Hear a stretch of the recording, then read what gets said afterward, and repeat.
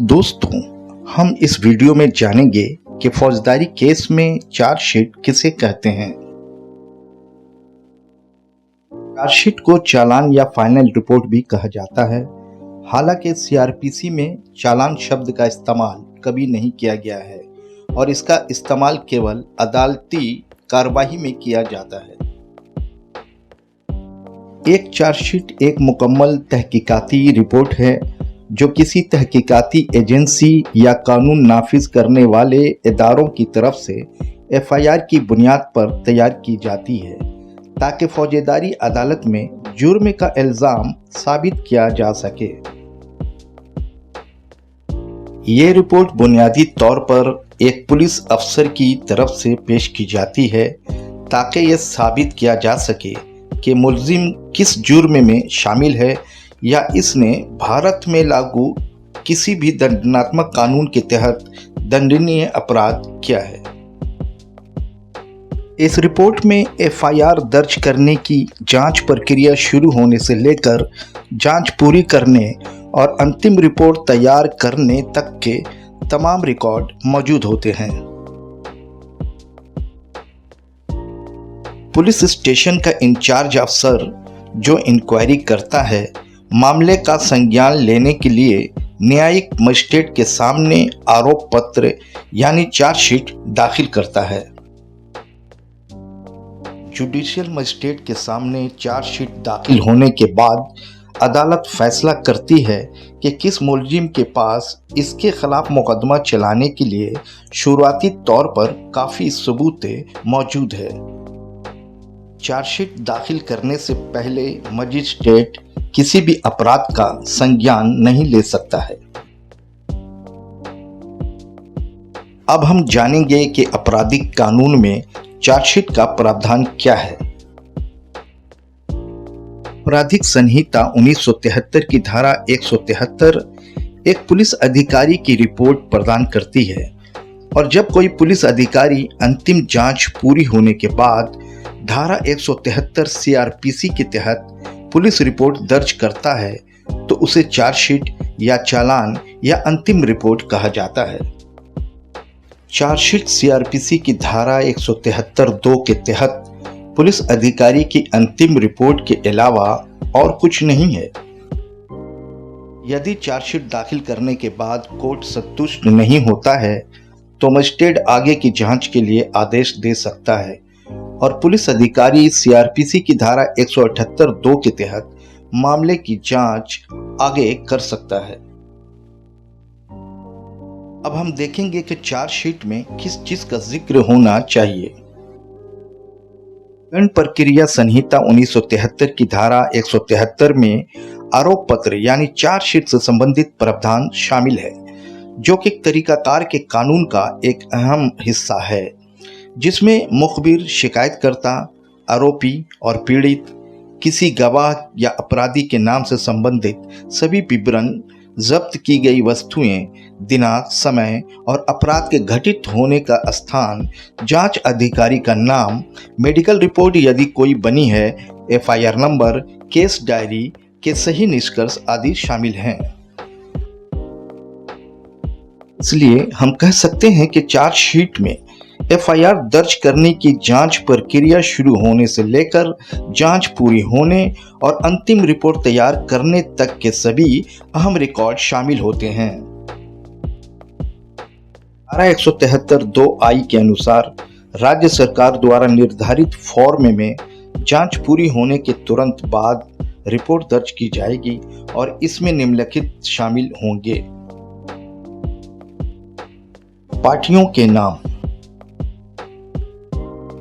जानकारी की प्रकृति, उन व्यक्तियों को नाम जो मामले की स्थिति से परिचित प्रतीत होते हैं। क्या ऐसा मालूम होता है कि कोई अपराध किया गया है और यदि हाँ तो किसके द्वारा? क्या आरोपी को गिरफ्तार किया गया है? क्या उन्हें उनके मुचलके पर रिहा किया गया है और यदि हाँ तो जमानत के साथ या बिना जमानत के? क्या उसे धारा 170 के तहत रिमांड पर लिया गया है? क्या भारतीय दंड संहिता की धारा 376, 376 ए, 376 बी, 376 सी या 376 डी के तहत अपराध के संबंध में महिला की मेडिकल जांच की रिपोर्ट संलग्न है? अब हम जानेंगे कि चार्जशीट की जरूरत क्यों पड़ती है।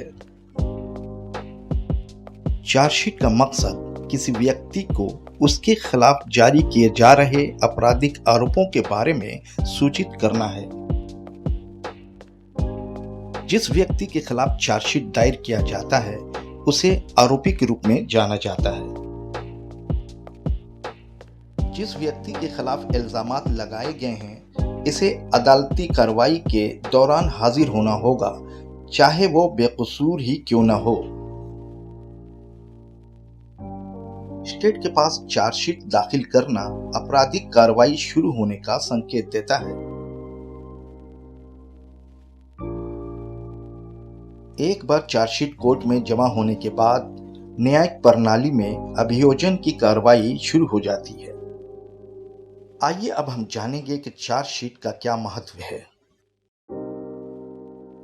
चार्जशीट एक जरूरी दस्तावेज है जिससे मुलजिम के खिलाफ अदालत में फौजदारी कार्रवाई शुरू की जाती है।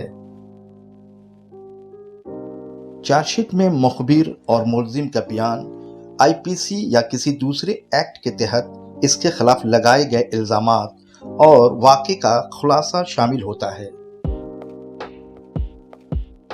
चार्जशीट के जरिए आरोपी को अपने ऊपर लगे आरोपों के बारे में पता चलता है।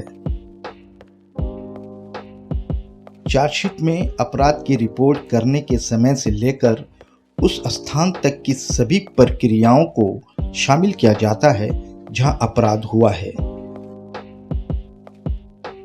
चार्जशीट पुलिस की तरफ से की गई तमाम तहकीकात की तफसीलात है जो मजिस्ट्रेट के सामने पेश की जाती है। चार्जशीट के अभाव में कोई आपराधिक कार्रवाई नहीं हो सकती है। चार्जशीट दाखिल करना जांच के अंत का संकेत देता है। चार्जशीट दाखिल करने से पहले मजिस्ट्रेट किसी भी अपराध का संज्ञान नहीं ले सकता है। अब दोस्तों हम जानेंगे कि क्या चार्जशीट दाखिल करने की कोई समय सीमा है। जब अपराध कम से कम 10 वर्ष के कारावास से दंडनीय हो तो एफआईआर दर्ज होने की तारीख से 60 दिनों के भीतर जांच एजेंसी द्वारा चार्जशीट दायर किया जाना चाहिए। जब अपराध 10 वर्ष से अधिक कारावास, आजीवन कारावास या मृत्यु दंड से दंडनीय हो तो एफआईआर दर्ज होने की तारीख से 90 दिनों के भीतर जांच एजेंसी द्वारा चार्जशीट दायर किया जाना चाहिए। अगर जांच एजेंसी या पुलिस अधिकारी इस समय अवधि के भीतर अपनी पुलिस रिपोर्ट यानी चार्जशीट जमा नहीं करता है तो आरोपी जमानत लेने का हकदार है। सीआरपीसी की धारा 173 के तहत रेप के मामले में सिर्फ 3 महीने के अंदर चार्जशीट दाखिल करनी होती है। मेरे वीडियो को देखने के लिए धन्यवाद और अधिक कानूनी जानकारी के लिए कानून फॉर यू को लाइक और सब्सक्राइब करना ना भूलें।